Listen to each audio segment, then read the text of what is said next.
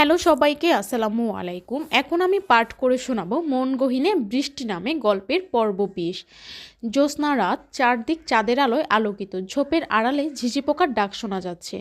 এমন সময় পুকুর পাড়ে একাকী বসে আছে সুপ্রভা, তার পা পানিতে কিছুটা ভেজানো, চুলগুলো ছেড়ে দেওয়া। গ্রামে একটা কুসংস্কার আছে, রাতের বেলা পুকুর পাড়ে খোলা চুলে কোনো মেয়ে আসলে তাকে জিন ধরে। কিন্তু সুপ্রভার মধ্যে এই ধরনের কোনো ভয় কাজ করছে না। সে আজকের ঘটনা স্মৃতিচারণ করছে। তার দাদি তাকে অযথাই দোষারোপ করছে। সে তো তার মাকে ভালোবাসে, শুধু ভালোবাসে না, এই পৃথিবীতে সবচেয়ে বেশি সে তার মাকেই ভালোবাসে। সে তার ভাই কিংবা বোন আসবে তাকেও ভালোবাসে। যখন সে প্রথম শুনেছিল তার ভাই কিংবা বোন হবে, তখন থেকেই তাকে নিয়ে কত স্বপ্ন দেখেছে। তাকে নিয়ে পুতুল খেলবে, তাকে হাঁটতে শেখাবে। সে যখন বড় হবে তখন তাকে স্কুলে দিয়ে আসবে, সুপ্রভা তাকে পড়া করে দিবে। সে কেন কোনো দোষ করলে সুপ্রভা বড় বোন হিসাবে তাকে বকবে, সে সুপ্রভাকে বুবু বলে ডাকবে। এরকম কত স্বপ্ন সে দেখেছে। তাহলে সেই বোন কিংবা ভাইকে সে আঘাত করবে কিভাবে? সুপ্রভা এসবই ভাবছিল। এমন সময় কেউ তার পাশে বসে তার চুলগুলো বাঁধতে শুরু করলো।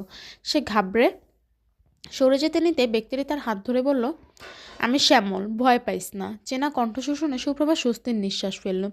ভালো মতো তাকিয়ে দেখলো সত্যিই তার পাশে শ্যামল বসে আছে। কিন্তু সে তো হাসপাতালে ছিল, এখানে কিভাবে এলো? তার মানে কি তার মাও এসে পড়েছে?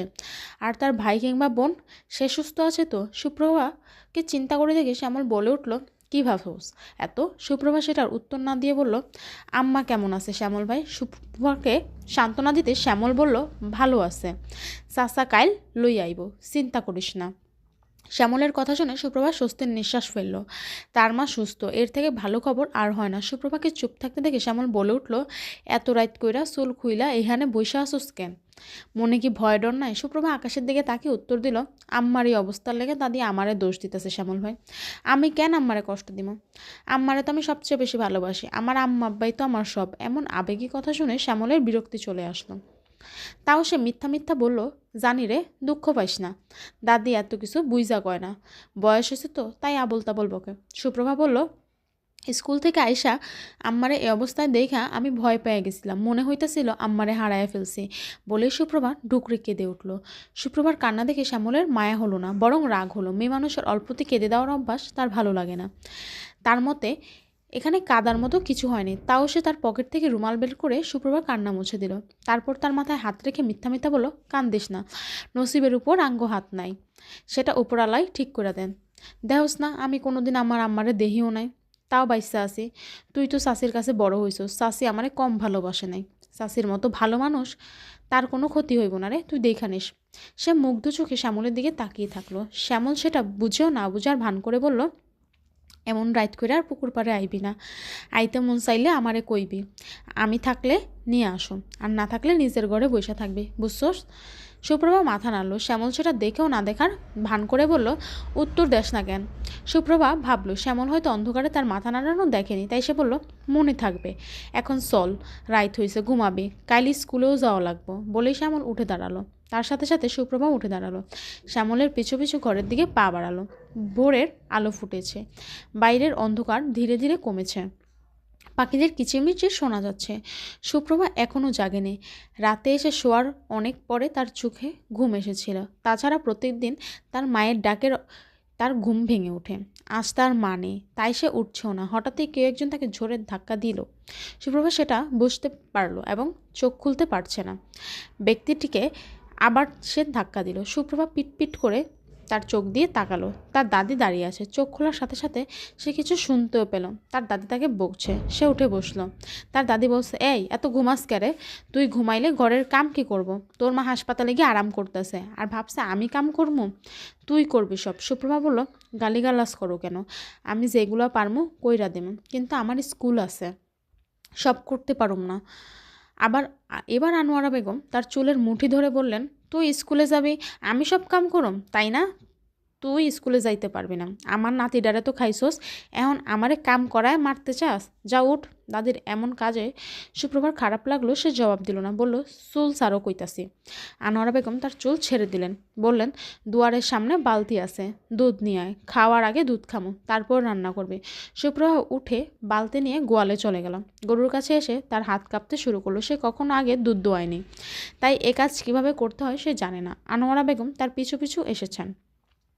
দেখতে সে কাজগুলো ঠিকমতো করছে কিনা। এসেই তাকে দাঁড়িয়ে থাকতে দেখে তিনি চেঁচামেচি শুরু করলেন, এই খাড়ায় আসুস কেন, জলদি কর। দাদি আমার ভয় লাগে, কোনোদিন করি নাই। কোনোদিন করস নাই তো কি হয়েছে, এখন করবি। তোর মায় তোরে কিছু শিখাইলো না কেন, খালি খাওয়ায়া খাওয়ায়া মোটা বানাইছে। সুপ্রভা কিছু বলবে তার আগে শ্যামল পিছন থেকে বলে উঠল, কি সমস্যা? সে ঘুমাচ্ছিল। আনোয়ারা বেগমের চেঁচামেচিতে তার ঘুম ভেঙে গেছে, তাই সে দেখতে এসেছে। ঘটনা কি? শ্যামলকে দেখে আনোয়ারা বেগম বলেন, এই মাইয়ারে কইলাম দুধ দুয়ায়া নিয়ে আসতে, হেইডাও পারতাছে না, কয় ডর লাগে, কখনো করি নাই। শ্যামল আনোয়ারা বেগমকে জবাব না দিয়ে সুপ্রভাকে বলল, সুপ্রভা তুই ঘরে যা, তোর স্কুল আছে, তৈয়ার হয়ে আনে। সুপ্রভা বলল, কিন্তু কাজ? শ্যামল একটু ধমকেশ্বরে বলল, যেটা বলছি ওইটা কর।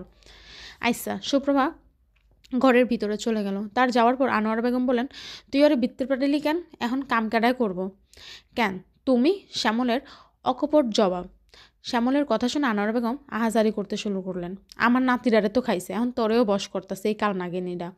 শ্যামল এবার আনোয়ারা বেগমের গলা চেপে ধরল, বলল, যেই কাম তুমি করছো তার দোষ খবরদার সুপ্রভারে দিবা না। তুমি যে সিঁড়িতে তেল ফালাইছো সেটা আমি জানি না ভাবছো? আরেকবার ওরে দোষারোপ করলে সাসারে গিয়া কইয়া দেব, পরে রাস্তায় থাকুন লাগবো।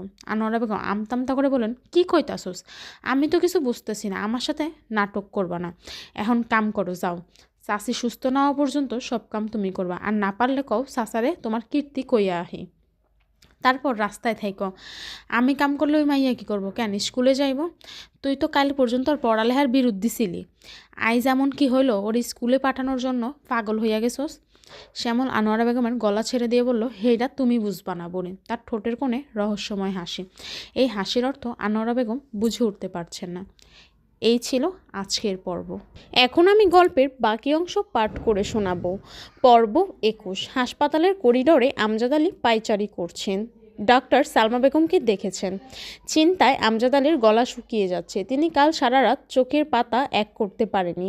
সারা রাত হাসপাতালের এক কোণা থেকে আরেক কোণায় হেঁটে গেছেন। যতক্ষণ না সালমা বেগম আর তার সন্তানের কোনো খবর পাওয়া যাচ্ছে ততক্ষণ তিনি শান্তি পাবেন না। কিছুক্ষণ পর ডাক্তার আমজাদ আলীর কাছে এলেন। বললেন, আপনি রোগীর কী হন? আমজাদ আলী বললেন, আমি ওর স্বামী। আচ্ছা, আমার কেবিনে আসুন। বলেই ডাক্তার তার কেবিনে চলে গেলেন। তার পিছু পিছু আমজাদ আলীও চলে গেলেন। ডাক্তার বললেন, বসুন। আমজাদ আলী বসলেন। ডাক্তারের মুখ থমথমে হয়ে আছে। আমজাদ আলী বুঝতে পারলেন যে খবর ভালো না, তাই ডাক্তার গভীর হয়ে আছেন। আমজাদ আলী বসতে ডক্টর বললেন, আপনার স্ত্রী পড়ে গিয়েছিল কিভাবে? আমজাদ আলী জবাব দিলেন, আমি তো শহরে গেছিলাম কামে। আইসা হুনি সালমা পইরা গেছে, আর আমার ভাইয়ের পোলা ওরে হাসপাতালে লইয়া আইছে। অন্য কেউ জানে না? মনে হয় না। আমার আম্মা তখন পাশের বাড়িতে আসিল। হ্যাঁ, আয়সা দেখছে আমার মাইয়া স্কুল থেকে আইসর মায়েরে নিয়ে নিচে বসে আছে। আমার সন্দেহ তাহলে ঠিক, আপনার স্ত্রী বোধহয় অনেকক্ষণ এই অবস্থাতে ছিলেন। ওনার অনেক রক্তপাত হয়েছে।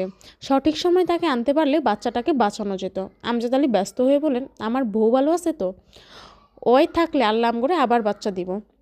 ভরসা আছে আল্লাহ তালার উপর। দেখুন, ওনার অনেক রক্তপাত হয়েছে। বাইরের থেকে বোঝা না গেলে অভ্যন্তরীণ ক্ষতি অনেক বেশি। আমার মনে হয় আবার বাচ্চা নেওয়ার আগে আপনার উচিত ডক্টরের দেখানো, শহরের। ওর সুস্থ হওয়ার লেগে আমি সব করো।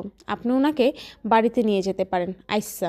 আমজাদ আলী ডাক্তার কেবিন থেকে বের হয়ে গেলেন। বাচ্চাটার জন্য একটু কষ্ট হলেও সালমা বেগম যে সুস্থ আছেন সেটার জন্য তার ভালো লাগছে।